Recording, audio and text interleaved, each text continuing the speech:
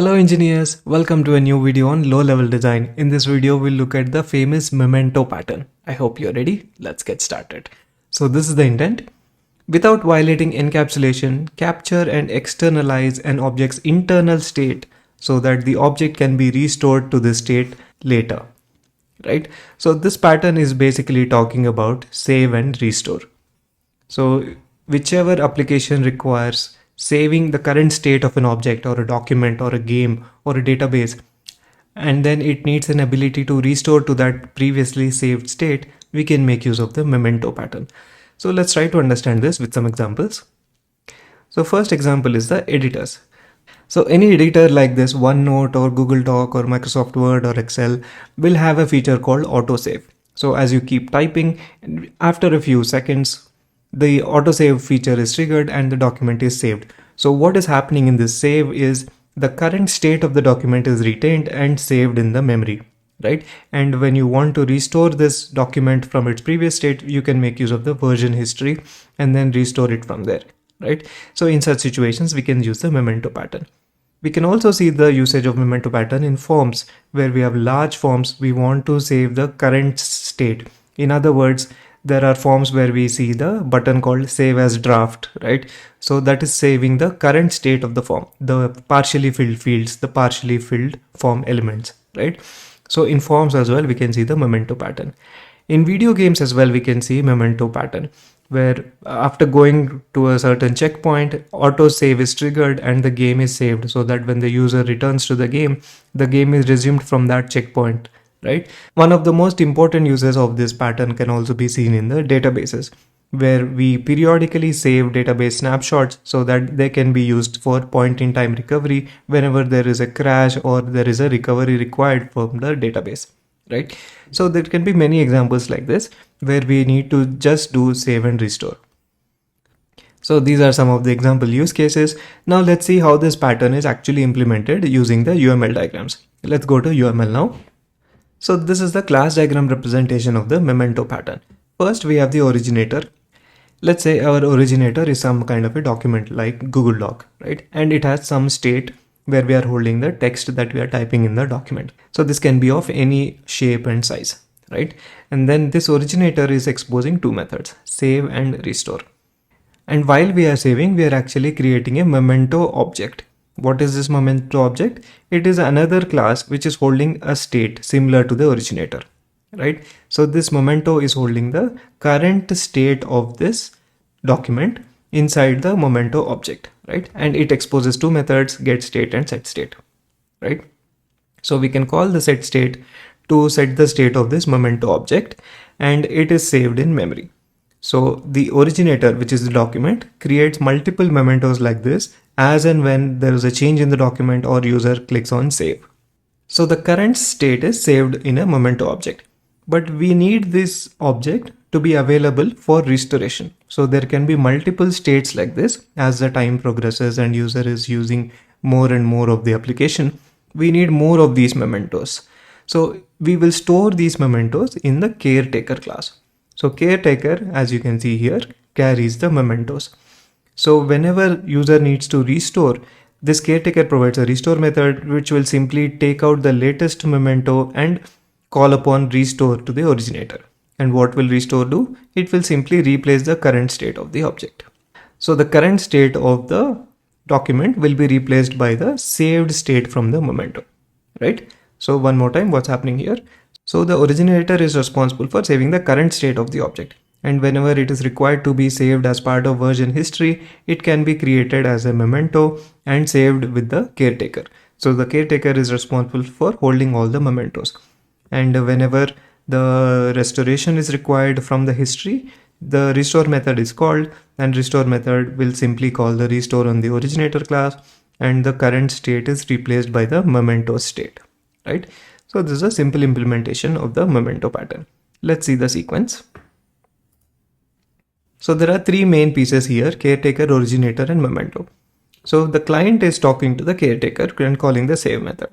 And internally, the Caretaker is calling the save method on the originator, at which point the originator will create a new Memento object and create a new Memento instance which will hold the current state of the object, right?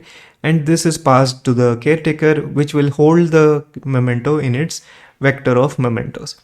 And when the client wants to restore a previous state, it will call restore on the caretaker, which will pull out the latest memento and call upon restore method on the originator, which will simply update the internal state, right? So this is how the sequence goes.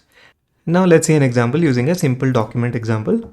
Let's say we are building a document and there is some content with a string type, right? So this is our originator, and we have one method for adding text to this string, and then one method for save, one method for restore. Similarly, the caretaker has one method for save and one method for restore. So this save document method is calling this save method, and this restore save method is calling the restore method on the document class, right? And document state is our memento. So what is happening here? Whenever client wants to save a document, it is calling upon the save document from the caretaker, which will internally call the save method. Save method will create a document state memento and pass it back to the caretaker, who will save the memento in the vector. And when we want to restore, the latest state is pulled out and the restore method is called on the document class, which will simply change the current state to the state from the memento, right? So this is how the memento pattern works. Let's see the code implementation now. So I'm in VS Code now, and we have memento.cpp. So first we have the document state, which is our memento class. So it is holding the content. Along with that, it can have any type of metadata. For example, we can have the timestamp here, right? And it is exposing two methods, get content and get timestamp. These are simple getter methods. And now let's see the originator, which is our document class. So the originator will hold the actual content. This is where we hold the state of the object. So here we are dealing with a simple string, but this can be any complex object, right? And then when we call the save method, we are actually creating a new document state, which is our memento with the current content. Whatever is in the current content object will be used to create a new memento, and this will be returned as part of the method call, right? And when we want to restore, we will receive a memento and we will just replace our current content with that memento, right? So this is how the functionality goes. Now let's see the caretaker class. So as we discussed, caretaker is responsible for holding all the mementos. So it has a vector of mementos, which is our document state. So when the client calls on save document in the caretaker, internally save method is called on the document, and whatever is returned will be a memento, and that memento is pushed back into the saves vector, which is holding all the mementos. And when we want to restore, we can ask for the index from the vector, whichever the version history user wants to restore from, and we will simply use that to call upon the restore method in the document and pass the respective memento, which will then be used to replace the current state of the object, right? So this is how it goes. Now let's see the usage. First, we are creating a document and we are creating the caretaker, which is our save manager. And then we are adding some text and calling upon save. And then we are doing a display. And then we are adding more text, calling upon save. Now we are adding more text, but this time we are not calling save. And then we can use the show saves method to see the current list of mementos. And then we will call upon restore on the first vector object, and then we'll call display again, right? So let's see how this works now.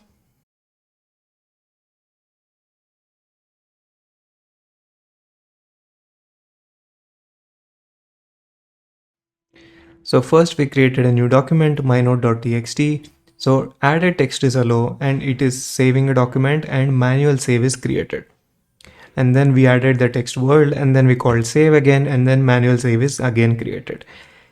And then we added a text called this is not saved yet, and then when we call display, we can see that in the document we have hello world, this is not saved yet.